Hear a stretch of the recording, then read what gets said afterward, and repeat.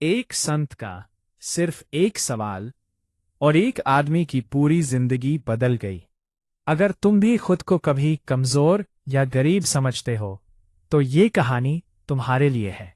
शुरुआत। एक छोटे से गांव में रमेश नाम का एक व्यक्ति रहता था। उसकी सबसे बड़ी आदत थी हर वक्त शिकायत करना। वो रोज कहता, भगवान ने मुझे कुछ भी नहीं दिया, न पैसा न किस्मत, मैं बहुत गरीब हूं। गांव वाले उसे समझाते, पर उसकी सोच बदलती ही नहीं थी।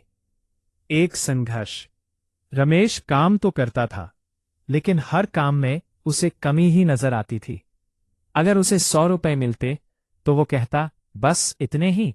अगर कोई उसकी मदद करता तो भी वो कहता, मेरे साथ ही क्यों कम होता है। धीरे धीरे लोग उससे दूर होने लगे, क्योंकि उसकी नकारात्मक सोच सबको थका देती थी। संत से मुलाकात। एक दिन गांव में एक ज्ञानी संत आए। लोग दूर दूर से उनके पास अपनी समस्याएं लेकर आने लगे। रमेश भी उनके पास गया और बोला, महाराज, मेरी जिंदगी बहुत खराब है। मैं बहुत गरीब हूं, मेरे पास कुछ भी नहीं है। संत मुस्कुराए। उन्होंने रमेश की आंखों में देखा और शांत स्वर में पूछा, अगर मैं तुम्हें 10 लाख रुपए दूं और बदले में तुम्हारी एक आंख ले लूं, क्या तुम तैयार हो? रमेश चौंक गया। नहीं महामहिम, आंख के बिना मैं क्या करूंगा?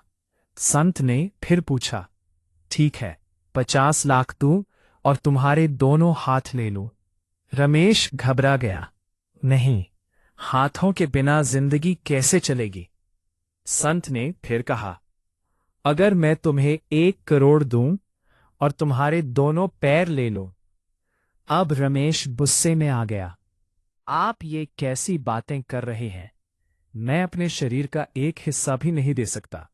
सच्चाई का एहसास तब संत मुस्कुराए और बोले, जब तुम अपनी एक आंख के लिए लाखों ठुकरा रहे हो, अपने हाथ पैर के लिए करोड़ों छोड़ रहे हो, तो फिर तुम खुद को गरीब कैसे कह सकते हो?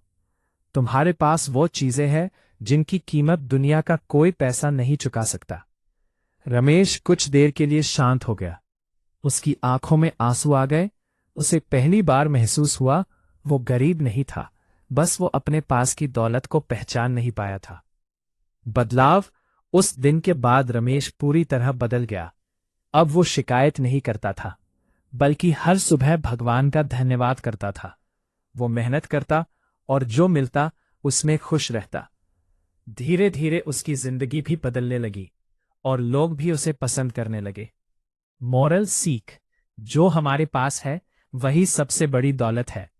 कमी नहीं, कदर करना सीखो, जिंदगी खुद बदल जाएगी। अगर आपको कहानी पसंद आया है तो सबसे पहले कमेंट में जय भोले शंकर लिखे